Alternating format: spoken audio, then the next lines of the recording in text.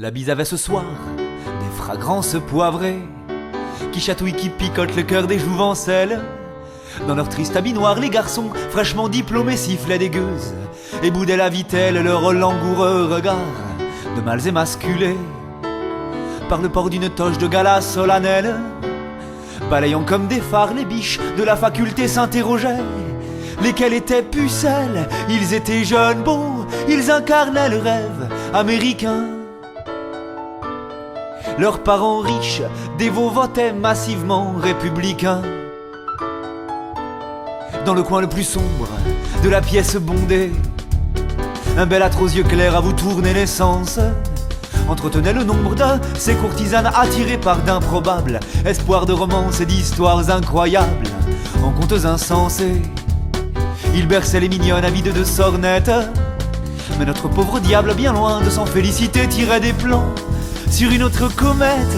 Il était jeune, beau, il incarnait le rêve américain.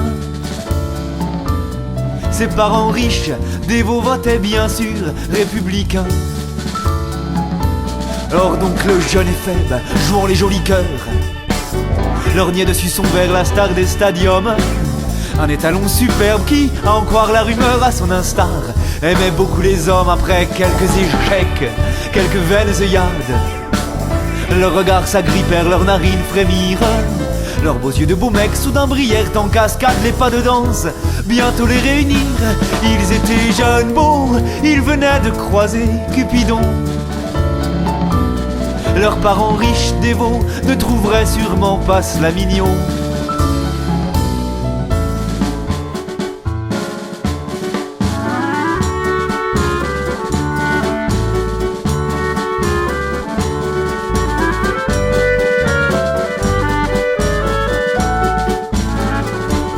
Cherchant un coin discret pour s'avouer leur amour, partager leurs frissons, entamer leur idylle, nos deux charmants minets fuyant la bruyante basse-cour se retrouvèrent en un bosquet tranquille et là, dans la clairière, sans échanger de mots.